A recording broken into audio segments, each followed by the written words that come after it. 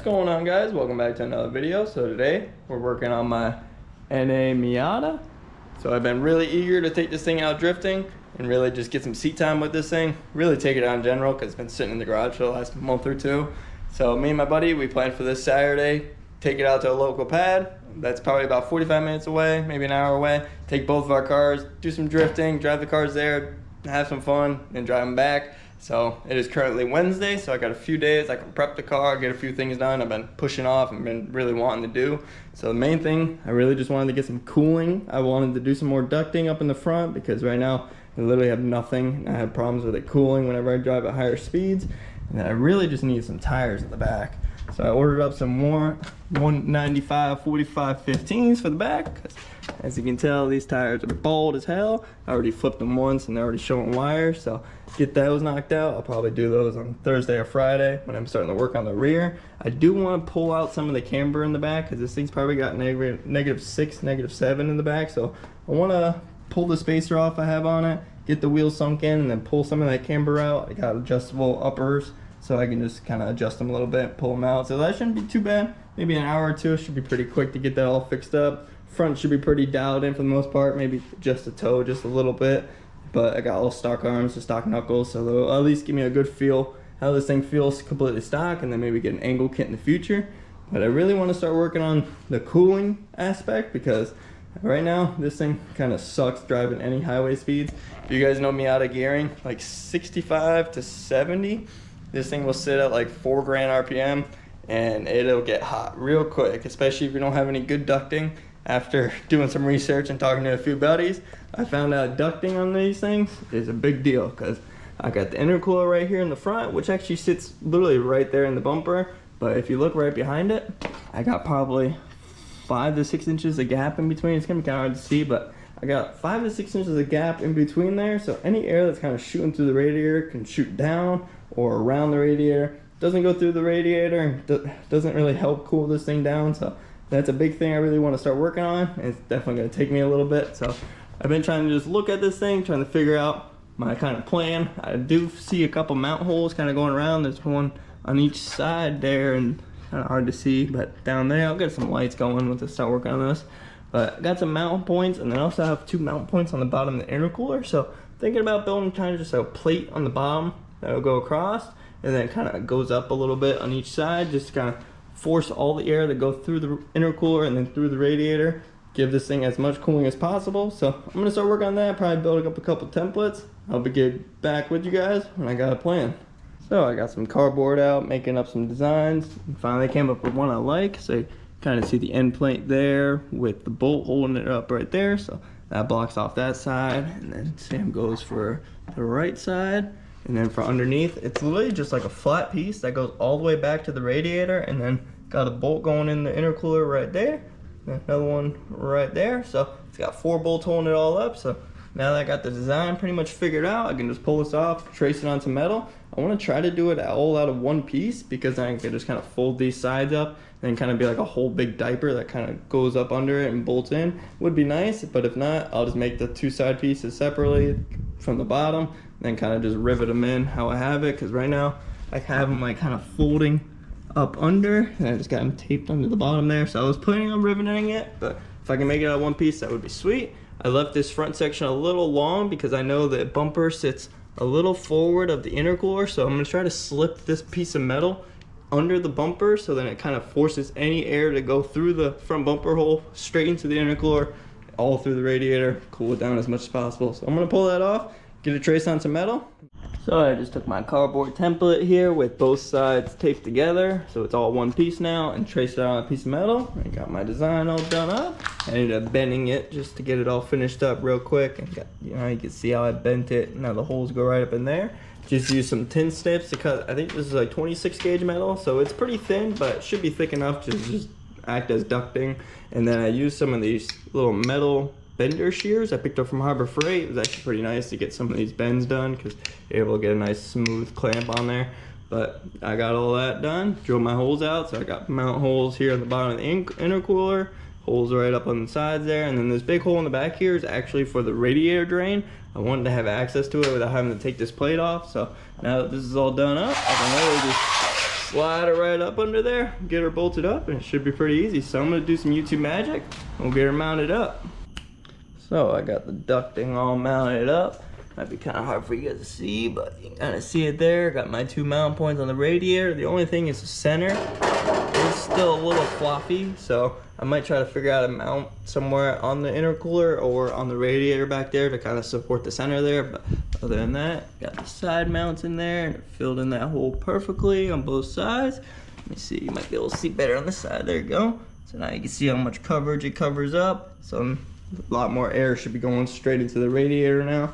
So now that I got that all mounted up, I need to test fit the bumper, make sure this metal's not sticking out too far right here. I'm kind of hoping it'll like tuck right into the bumper there, so then I can just have it stay that same length and kind of give all the airflow as much as possible. So let me test fit the bumper, see if she'll fit.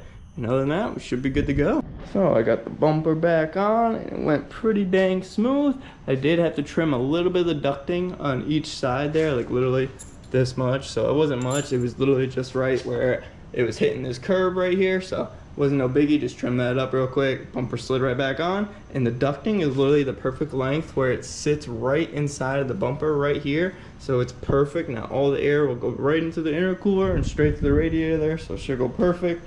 Got a lot more ducting than it ever has, so that's cool there. But now that it's all finished up, we start working on the rear, which should actually go pretty quick. Just adjusting the camber arms and then pulling these wheels off, getting those down to the shop, so get those tires all mounted up. Other than that, I'll probably start working on that tomorrow, just because it's getting a little bit late now. I want a little bit more sunlight so I can pull this thing outside and actually kind of see how the alignment's looking, because I don't have an alignment change, so I'm kind of just doing everything by eye. But I've done some decent alignments in my past, so should be alright. So I'll catch you guys tomorrow when I get back to working on this thing. What's up, guys? So I got the Miata backed in, and I got it pulled up on some wood ramps just to make it a little bit easier to get the jack underneath. So now I actually start working on the rear now, and the whole goal is to really remove as much of this negative camber as possible, and doing so as well removing this 1-inch spacer, because you can kind of think if I left that spacer on and started removing camber, I would just run straight into fender problems right there, rubbing the fender. So that is a big thing. I think if I sink in the wheel a little bit, I should have enough room to pull all the camber out as much as possible. So it should be easy enough. And I think I'm just gonna start working on one side at a time, just to make it a little bit easier, adjusting the camber arms and doing all that. So I'm gonna start by getting one of these wheels off so I can kind of show you guys the underneath and show you what I'm doing under there. So I got a wheel pulled off of here, and you can actually see all the suspension I got going, and that big ass spacer I was talking about. I think this thing's like 1 inch thick, so really ready to get that off. I don't like running spacers on my cars, and I just had to run it to make it look good with this kit. So really want to get this off. But as you guys can tell, my rear adjustable camber arm, I'm literally bombed out on that thing. So this thing has as max camber as that arm would let you go stock without like taking out any of these nuts or anything. So all I really need to do is just unthread this rod just a little bit, bring out the top of the wheel, and it should be super easy. So I'm actually gonna end up pulling the whole arm out just to make it a little bit easier to adjust, and I can kind of show you guys a little bit better. But in the meantime, I'm also gonna pull off the spacer. So let me get those two things pulled off, and I'll get back with you guys. So I got the spacer pulled off there, and I got the rear upper arm pulled off as well. It's just pretty simple, 3 14mm bolts going around.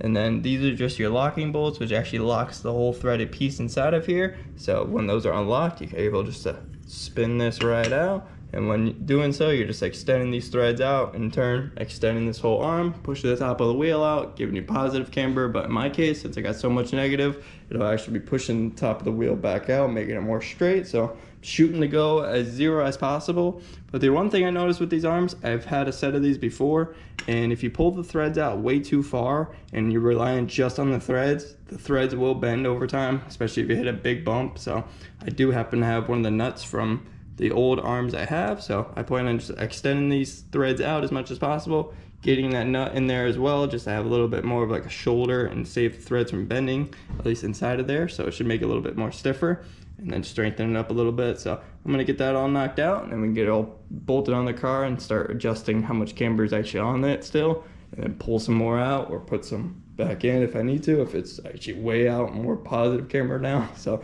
we'll see what we can do. So I ended up putting that big nut on the camber arm and getting everything all back together, and just slapping the wheel on there just to kind of see how much camber this thing's looking like. And surprisingly, I about nailed this first try. This thing's got about -1 degree of camber, at least what I can tell by my little bubble level on my phone. but from the front, it definitely is a huge difference, because you can kind of tell this one is way kicked out, and then the back is nice and straight back there. So that's looking good. I think I might just go back in there, maybe pull it out just a hair bit more, just kind of hopefully pull out that -1 to get it as close to 0 as possible.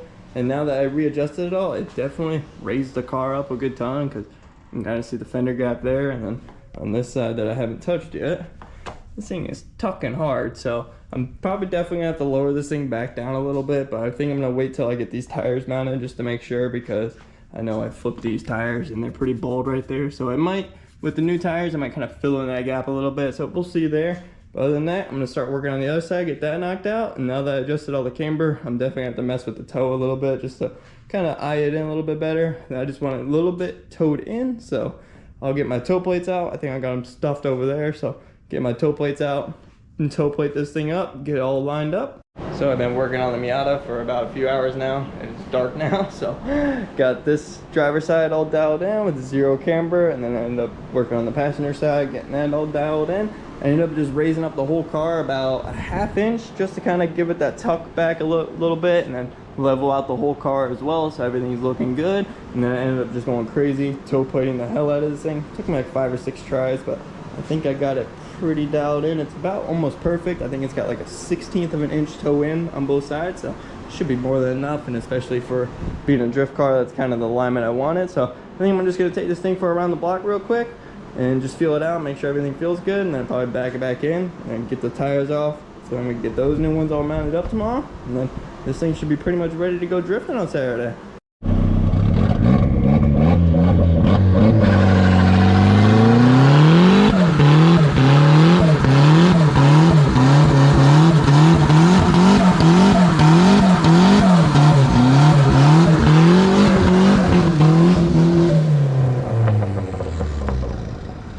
Hope you guys enjoyed that little clip of me doing a burnout on this thing. At least I had to send off the tires one more time before I get them replaced. But now it's currently Saturday.